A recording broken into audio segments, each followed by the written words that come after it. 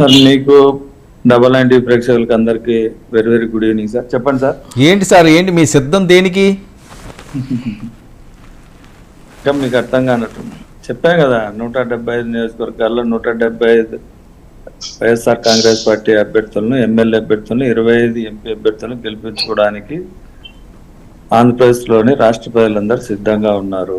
దానికి మేము కూడా సిద్ధం అంటున్నారు, ఇటు నుంచి యుద్ధం అంటున్నారు, మరొకరు సంసిద్ధం అంటున్నారు. మంచిదే కదా, యుద్ధానికి సంసిద్ధంగా ఉండమనే కదా వాళ్ళని కూడా కోరుకుంటా ఉండేది. వాళ్ళ ఆ యుద్ధానికి సంసిద్ధం లేక ఎవరెవరు వెంట వెళ్తున్నారో, ఎక్కడెక్కడ వాళ్ళని తెచ్చుకుంటున్నారో, ఈ రాష్ట్రంలో లేని పార్టీలను, ఈ రాష్ట్రంలో ఏ విధంగా ఎవరెవరితో గతంలో ఏం మాట్లాడుకున్నాం, మనం ఇప్పుడు ఏం మాట్లాడుతున్నామో గతం అంతా మరిచి ఈరోజు స్నేహితులుగా మెలుగుతున్నటువంటి వాళ్ళు ఎన్నో రకాలుగా మాట్లాడుతూ ఉంటారు. వాళ్ళకు ఫ్రస్ట్రేషన్ ఉంది, ఈసారి గెలవకుంటే ఇంకా మా పార్టీ ఉండదు, మేము ఉండము. 15 సంవత్సరాల నుంచి పార్టీ పెట్టిన ఒక పార్టీ అధినేత సినిమా యాక్టర్ నాకు 2 కోట్లు ఇస్తారు డైలీ, నేను 2 కోట్లు వదులుకొని ఈ రాష్ట్ర ప్రజల కోసం వచ్చానని చెబుతూ అబద్ధాల మాటలు మాట్లాడుతూ చంద్రబాబు నాయుడు గారిని సీఎం చేసుకోవాలని ఒక వ్యక్తి. చంద్రబాబు నాయుడు గారు 14 సంవత్సరాలు ముఖ్యమంత్రిగా పనిచేసి ఇంతవరకు నేనే ముఖ్యమంత్రి అభ్యర్థి అని చెప్పుకోలేని పరిస్థితుల్లో దీనావస్థలో చంద్రబాబు నాయుడు గారు. ఇలాంటి పార్టీలన్నీ వస్తూ ఉంటాయి సార్. మేము ఏం చేశామో గతంలో 2014 నుంచి 2019 వరకు ఏం చేశారో చెప్పుకొని నేను ఈ పని చేశాను, నాకు మళ్ళా ఓటేయండి అని అడిగే పరిస్థితుల్లో తెలుగుదేశం పార్టీ లేదు.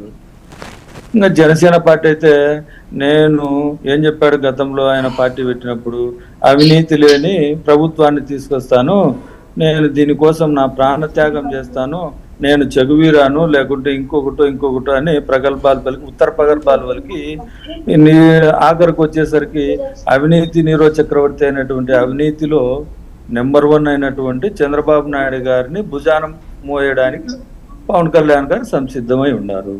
అదే కదా గతంలో మనం ఏం చెప్పాము, అవసరమైతే సైకిల్ ఎక్కించుకుంటాడు, అవసరం తీరాక సైకిల్ దించేస్తాడు. దొంగల ముఠా నాయకుడు చంద్రబాబు నాయుడు గారు. ఎటువంటి వాడిని నమ్మకూడదు. చంద్రబాబు నాయుడు గారికి పార్టీ లేదు. చంద్రబాబు నాయుడు గారిని 2014లో నేను ఈస్ట్లో వెస్ట్లో అన్ని స్థానాల్లో గెలిపిస్తే నా తల్లిని తిట్టిన పార్టీ తెలుగుదేశం పార్టీ, నాకు గుండు కొట్టించారని ప్రచారం చేసిన పార్టీ తెలుగుదేశం పార్టీ. వాళ్ళ లోకేష్ నువ్వు చంద్రబాబు నాయుడు గారు తన కొడుకు హెరిటేజ్ లో పెట్టుబడుల కోసం ఆంధ్రప్రదేశ్ రాష్ట్రాన్ని లూటీ చేశాడు. ప్రతి నియోజకవర్గంలో కాదండి, ఒక్క విషయం ఓకే, కొన్ని ప్రస్తావన చేశారు, కానీ నాకు తెలుగుదేశం పార్టీ గుండు కొట్టించారని చెప్పి పవన్ కళ్యాణ్ గారు అన్నారా? ఎక్కడ అన్నారు, ఎందులో అన్నారు? పబ్లిక్ మీటింగ్ లోనే నాకు గుండు కొట్టించారని ప్రచారం చేసినది ఏదైతే ఉందో అది ఎన్టీఆర్ ట్రస్ట్ భవన్ నుంచే వచ్చిందని, నీకు ఆ బయట కావాలంటే పంపిస్తాను, మీరు తెలిసిన వర్మ గారు మీరు తెలిసినా తెలియనట్టు నటిస్తే నేను ఆ బయట పంపిస్తాను, మీరు ప్రే చేయండి. ఓకే, ఇలా తప్పుడు ప్రచారం చేశారని అన్నారు, అంతే కదా? అది అంటే తప్పుడు ప్రచారమా అది అసలు ప్రచారమా మనకు సంబంధం లేని విషయం. గతంలో వాళ్ళిద్దరి మధ్యలో మాట్లాడిన సందర్భానుసారంగా చెప్పాను నేను, అంతే. ఏదైతే ఈరోజు మీరు మాట్లాడుతున్నారు ఇప్పుడు వాళ్ళైతే ఇప్పుడు తెలుగుదేశం పార్టీ జనసేన పార్టీ అయితే లక్షలాది మంది అభిమానులు, పాపం తెలుగుదేశం పార్టీ సభ్యులు అయితే ఒక 50 ఎకరాల్లో పెడితే కోట్ల మంది 70 లక్షల మంది చంద్రబాబు నాయుడు గారికి తెలుగుదేశం పార్టీకి సభ్యత్వం నమోదుంది. మరి పాపం 70 లక్షల మంది ఆయనకు కోట్లాది మంది అభిమానులు, ప్రపంచవ్యాప్తంగా అభిమానులు ఉంటారు. వాళ్ళు 100 ఎకరాల్లో పెడితే జనాలు వస్తూ ఉంటారు, మాకు 12 ఎకరాల్లో పెడితే జనాలు రాలే. మరి ఎందుకు వాళ్ళిద్దరు కలిసి పోటీ చేయాలనుకుంటున్నారు?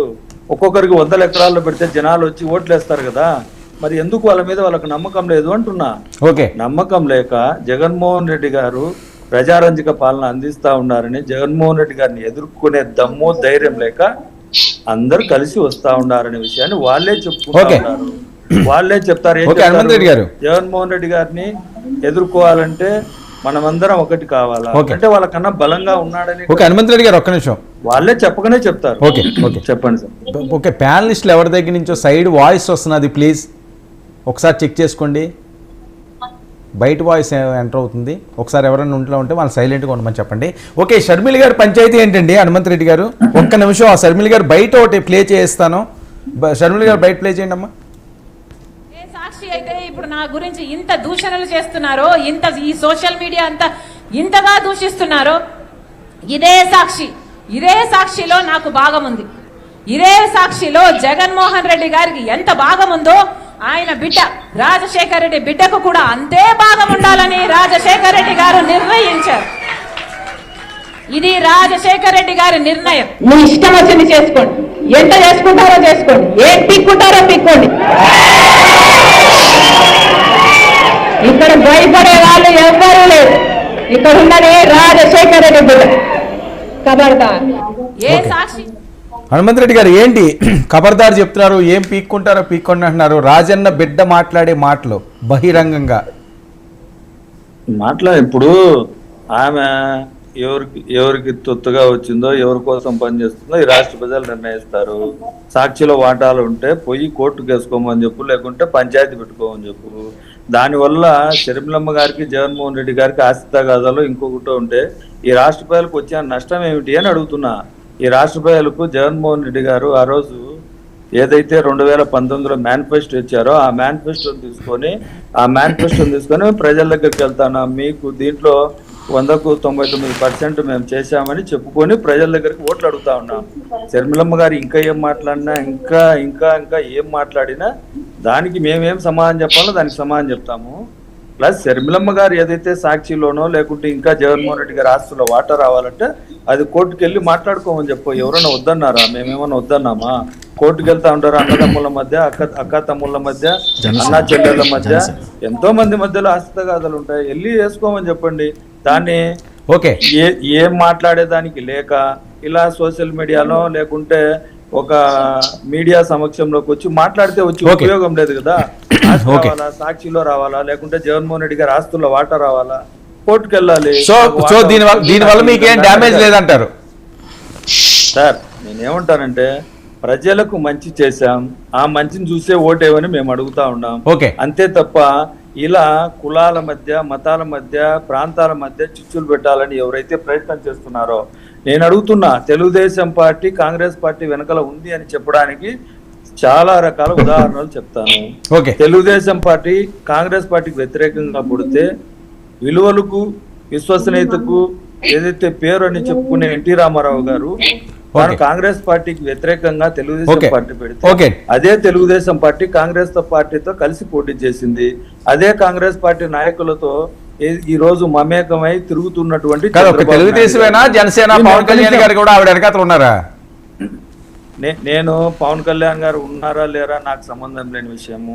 ఆమె వెనకాల ఎవరన్నా ఉండని, ఎన్ని రాజకీయాలైనా చేయని, మాకు అనవసరమైన విషయం. మేము ఈ రాష్ట్ర ప్రజల, ఆంధ్రప్రదేశ్ రాష్ట్ర ప్రజల శ్రేయస్సు, ఆంధ్రప్రదేశ్ రాష్ట్రం యొక్క భవిష్యత్తు కోసమే జగన్మోహన్ రెడ్డి గారు కృషి చేస్తా ఉంటారు. దీన్ని తప్ప ఇంకా మీరు ఎన్ని మాట్లాడినా, దేనికి మాట్లాడినా మేము నిర్ణయాత్మకంగా వాళ్ళు ఏం అడిగితే దానికి సమాధానం చెప్పడానికి మేము రెడీగా ఉన్నాం. వాళ్ళే సోషల్ మీడియాలో ఏం మాట్లాడుకుంటున్నారు, ఏం చేస్తున్నారు, ఎవరెవరి మీద గతంలో ఇదే షర్మిలమ్మ గారి గురించి వైఎస్ఆర్ కాంగ్రెస్ పార్టీని మాట్లాడినప్పుడు ఇదే ఆంధ్రజ్యోతి, ఇదే ఈ టీవీలు ఏ విధంగా చూపించాయి, ఈ రోజు ఏ విధంగా చూపిస్తున్నాయో రాష్ట్ర ప్రజలు గమనిస్తూ ఉంటారు. ఎవరు అసూయ ద్వేషాలతో మాట్లాడుతున్నారు, పవన్ కళ్యాణ్ గారు ఏం మాట్లాడుతున్నారు, చంద్రబాబు నాయుడు గారు ఏం మాట్లాడుతున్నారు, ఇంకా మీరు ఏం మాట్లాడినా, నేనేం మాట్లాడినా అన్ని గమనిస్తూ ఉంటారు ప్రజలు. ఎందుకు ఇప్పుడు తెలుగుదేశం పార్టీ సోదరులు, జనసేన సోదరులు ఎంత ఈర్ష్య ద్వేషాలతో, ఎంత ఆవేశంతో మాట్లాడుతున్నారంటే తాను వచ్చి 2024 ఎలక్షన్ లో ఇది చేస్తాను, నేను ఈ రాష్ట్రానికి ఇది చేస్తాను చెప్పుకునే పరిస్థితి రాష్ట్రంలో నుంచి ఇదేనా అంటున్నా. హనుమంత్ రెడ్డి గారు ఒక్క నిమిషం అంటే రాష్ట్రానికి హనుమంత్ రెడ్డి గారు ఇంకా చాలా మంది మాట్లాడారు, ఇస్తారు. ఏం చేస్తామో చెప్పమని చెప్పండి. షూర్ మాట్లాడతారు, వాళ్ళకి కూడా అవకాశం ఇద్దాం. ఒక్క నిమిషం అండి. వివేక్, మీ దగ్గర డిస్టర్బెన్స్ వస్తుంది.